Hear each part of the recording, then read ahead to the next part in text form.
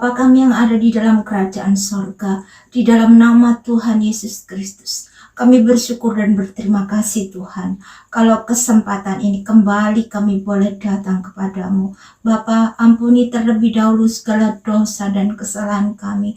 Tuhan, sucikan hati dan pikiran kami. Kuasai keberadaan kami seluruhnya ya Bapa, roh, jiwa, dan tubuh kami, hati, pikiran kami. Kuasai dengan kuat kuasa Roh Kudus-Mu. Mampukan Bapa kami untuk melakukan apa yang menjadi kehendak-Mu saja dalam kehidupan kami, supaya kami tidak berdosa kepadamu. Ini doa dan permohonan kami ya Bapa, yang kami imani dan kami peralaskan hanya di dalam nama Tuhan Yesus Kristus, yang menjadi Tuhan dan Juru Selamat kami. Kami sudah berdoa dan mengucap syukur. Haleluya. Amin. Shalom. Salam sejahtera di dalam nama Tuhan Yesus Kristus. Saudara, mari kita lanjutkan pembacaan kita di dalam Perjanjian Baru, di dalam Matius pasal yang ke-27. Yesus diserahkan kepada Pilatus, kematian Yudas. Ketika hari mulai siang, semua imam kepala dan tua-tua bangsa Yahudi berkumpul dan mengambil keputusan untuk membunuh Yesus. Mereka membelenggu dia, lalu membawanya dan menyerahkannya kepada Pilatus, wali negeri itu. Pada waktu Yudas yang menyerahkan dia melihat bahwa Yesus telah dijatuhi hukuman mati, menyesalah ia. Lalu ia mengembalikan uang yang 30 perak itu kepada imam-imam kepala dan tua-tua, dan berkata, "Aku telah berdosa karena menyerahkan darah orang yang tak bersalah." Tetapi jawab mereka, "Apa urusan kami dengan itu? Itu urusanmu sendiri." Maka ia pun melemparkan uang perak itu ke dalam bait suci, lalu pergi dari situ dan menggantung diri.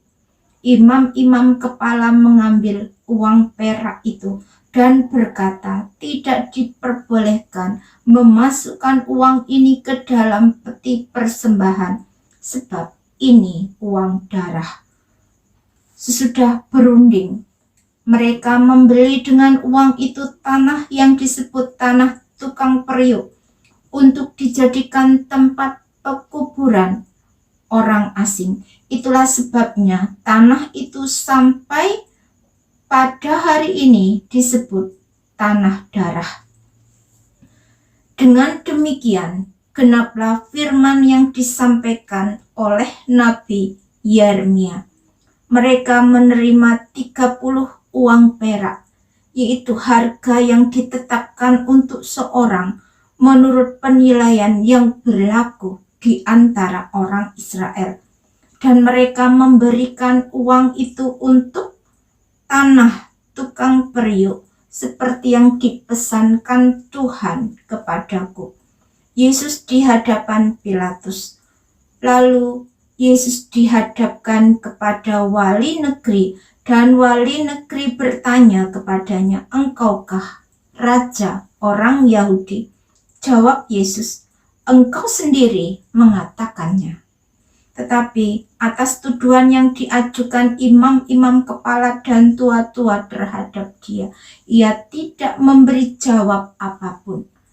Maka kata Pilatus kepadanya, "Tidakkah engkau dengar betapa banyaknya tuduhan saksi-saksi ini terhadap engkau?" Tetapi ia tidak menjawab suatu kata pun, sehingga wali negeri itu sangat heran. Telah menjadi kebiasaan bagi wali negeri untuk membebaskan satu orang hukuman pada tiap-tiap hari raya itu atas pilihan orang banyak. Dan pada waktu itu ada dalam penjara seorang yang terkenal kejahatannya yang bernama Yesus Barabas. Karena mereka sudah berkumpul di sana, Pilatus berkata kepada mereka, "Siapa yang kamu kehendaki kubebaskan bagimu, Yesus Barabas atau Yesus yang disebut Kristus?" Ia memang mengetahui bahwa mereka telah menyerahkan Yesus karena dengki.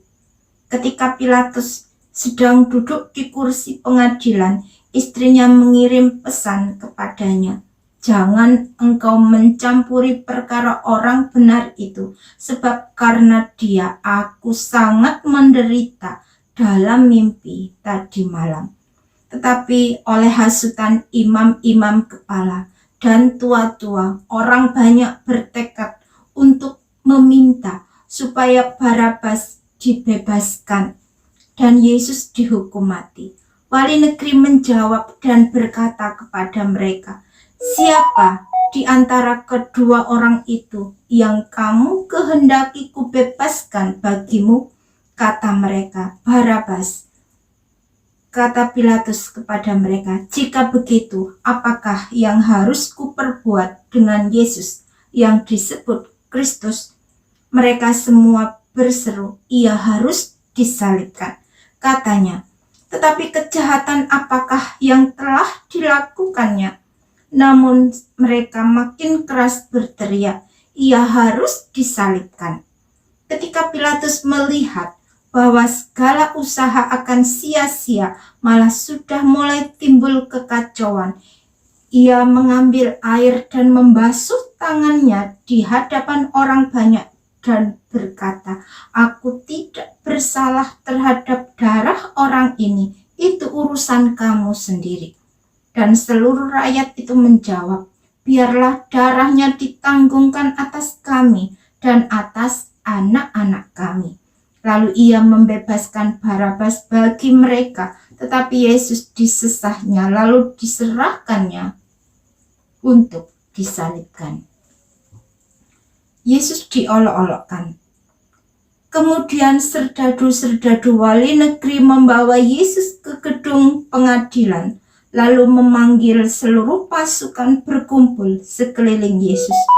Mereka menanggalkan pakaiannya dan mengenakan jubah ungu kepadanya. Mereka menganyam sebuah mahkota duri dan menaruhnya di atas kepalanya, lalu memberikan dia sebatang buluh di tangan kanannya. Kemudian mereka berlutut di hadapannya dan mengolok-olokkan dia, katanya, "Salam, hai Raja orang Yahudi." Mereka meludahinya dan mengambil buluh itu dan memukulkannya ke kepalanya. Sesudah mengolok-olokkan dia, mereka menanggalkan jubah itu daripadanya dan mengenakan pula pakaiannya kepadanya. Kemudian mereka membawa dia keluar untuk disalibkan. Yesus disalibkan. Ketika mereka berjalan keluar kota, mereka berjumpa dengan seorang dari Kirene yang bernama Simon. Orang itu mereka paksa untuk memikul salib Yesus. Maka sampailah mereka di suatu tempat yang bernama Golgota, artinya tempat tengkorak. Lalu mereka memberi dia minum anggur bercampur empedu. Setelah ia mengecapnya, ia tidak mau meminumnya. Sesudah menyalibkan dia, mereka membagi-bagi pakaiannya dengan membuang undi. Lalu mereka duduk di situ menjaga dia, dan di atas kepalanya terpasang tulisan yang menyebut alasan mengapa ia dihukum. Inilah Yesus, Raja orang Yahudi. Bersama dengan dia disalibkan dua orang penyamun, seorang di sebelah kanan dan seorang di sebelah kirinya. Orang-orang yang lewat di sana menghujat dia dan sambil menggelengkan kepala, mereka berkata, "Hai engkau yang mau merobohkan bait suci dan mau membangunnya kembali dalam 3 hari, selamatkanlah dirimu. Jikalau engkau anak Allah, turunlah dari salib itu." Demikian juga imam-imam kepala bersama-sama ahli-ahli Taurat dan tua-tua mengolok-olokkan dia, dan mereka berkata, "Orang lain ia selamatkan, tetapi dirinya sendiri tidak dapat ia selamatkan. Ia Raja orang Israel." baiklah ia turun dari salib itu dan kami akan percaya kepadanya. Ia menaruh harapannya pada Allah, baiklah Allah menyelamatkan dia, jikalau Allah berkenan kepadanya. Karena ia telah berkata, aku adalah anak Allah. Bahkan penyamun-penyamun yang disalibkan bersama-sama dengan dia mencelanya. Demikian juga Yesus mati.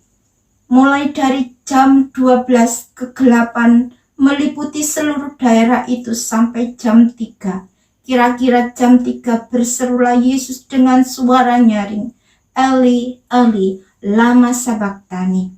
Artinya, Allahku, Allahku, mengapa engkau meninggalkan aku?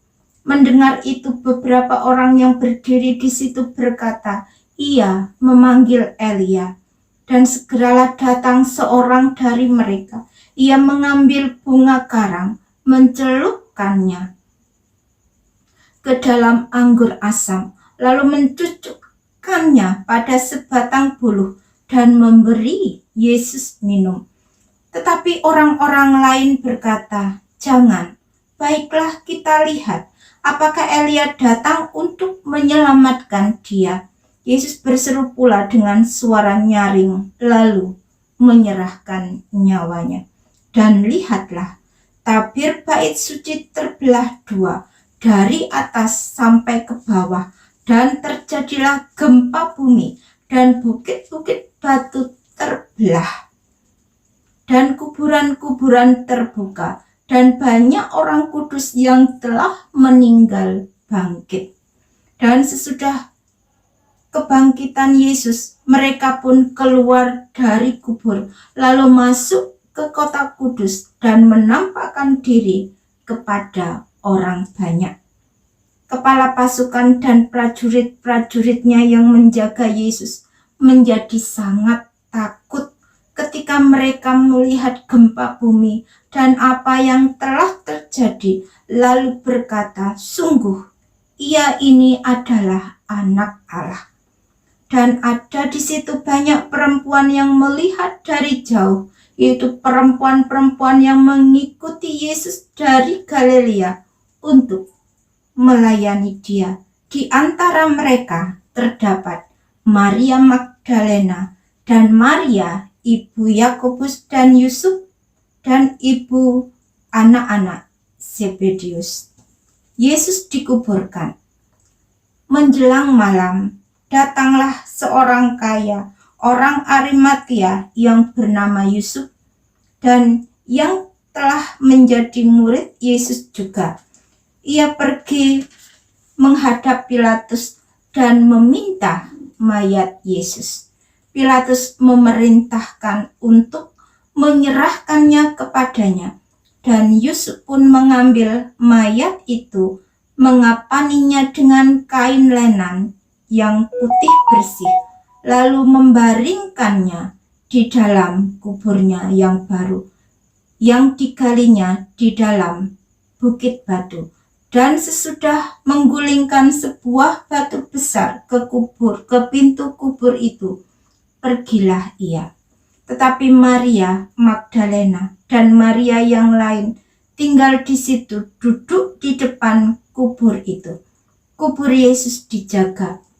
Keesokan harinya, yaitu sesudah hari persiapan, datanglah imam-imam kepala dan orang-orang Farisi bersama-sama menghadap Pilatus. Dan mereka berkata, Tuan, kami ingat bahwa si penyesat itu sewaktu hidupnya berkata, sesudah 3 hari aku akan bangkit. Karena itu, perintahkanlah untuk menjaga kubur itu sampai hari yang ketiga. Jikalau tidak, murid-muridnya mungkin datang untuk mencuri dia, lalu mengatakan kepada rakyat, ia telah bangkit dari antara orang mati, sehingga penyesatan yang terakhir akan lebih buruk akibatnya daripada yang pertama. Kata Pilatus kepada mereka, ini penjaga bagimu, pergi dan jagalah kubur itu sebaik-baiknya. Maka pergilah mereka, dan dengan bantuan penjaga-penjaga itu, mereka memeterai kubur itu dan menjaganya.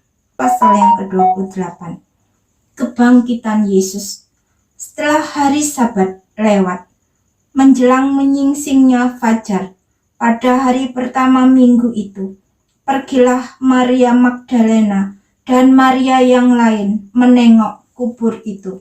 Maka terjadilah gempa bumi yang hebat, sebab seorang malaikat Tuhan turun dari langit dan datang ke batu itu dan menggulingkannya, lalu duduk di atasnya. Wajahnya bagaikan kilat dan pakaiannya putih bagaikan salju, dan penjaga-penjaga itu gentar ketakutan dan menjadi seperti orang-orang mati.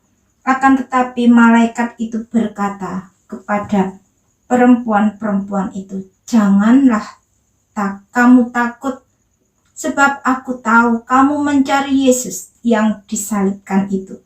Ia tidak ada di sini, sebab ia telah bangkit, sama seperti yang telah dikatakannya. Mari, lihatlah tempat ia berbaring. Dan segeralah pergi dan katakanlah kepada murid-muridnya bahwa ia telah bangkit dari antara orang mati. Ia mendahului kamu ke Galilea. Di sana kamu akan melihat dia. Sesungguhnya aku telah mengatakannya kepadamu." Mereka segera pergi dari kubur itu dengan takut dan dengan sukacita yang besar, dan berlari cepat-cepat untuk memberitahukannya kepada murid-murid Yesus. Tiba-tiba Yesus berjumpa dengan mereka dan berkata, "Salam bagimu." Mereka mendekatinya dan memeluk kakinya serta menyembahnya. Maka kata Yesus kepada mereka, "Jangan takut, pergi dan katakanlah kepada saudara-saudaraku supaya mereka pergi ke Galilea, dan di sanalah mereka akan melihat aku." Dusta Mahkamah Agama. Ketika mereka di tengah jalan, datanglah beberapa orang dari penjaga itu ke kota dan memberitahukan segala yang terjadi itu kepada imam-imam kepala. Dan sesudah berunding dengan tua-tua, mereka mengambil keputusan, lalu memberikan sejumlah besar uang kepada serdadu-serdadu itu dan berkata, "Kamu harus mengatakan bahwa murid-muridnya datang malam-malam dan mencurinya ketika kamu sedang tidur. Dan apabila hal ini kedengaran oleh wali negeri, kami akan berbicara dengan dia sehingga kamu tidak beroleh kesulitan apa-apa." Mereka menerima uang itu dan berbuat seperti yang dipesankan kepada mereka, dan cerita ini tersiar di antara orang Yahudi sampai sekarang ini. Perintah untuk memberitakan Injil. Dan ke-11 murid itu berangkat ke Galilea, ke bukit yang telah ditunjukkan Yesus kepada mereka. Ketika melihat dia, mereka menyembahnya. Tetapi beberapa orang ragu-ragu. Yesus mendekati mereka dan berkata, "Kepadaku telah diberikan segala kuasa di sorga dan di bumi. Karena itu, pergilah, jadikanlah semua bangsa muridku, dan baptislah mereka dalam nama Bapa dan Anak dan Roh Kudus, dan ajarlah mereka melakukan segala sesuatu yang telah kuperintahkan kepadamu, dan ketahuilah, aku menyertai kamu senantiasa sampai kepada akhir zaman." Terima kasih Tuhan, terima kasih Allah. Kami sudah mendengarkan firman-Mu. Kiranya Bapa tanamkan apa yang baik itu di dalam hati kami.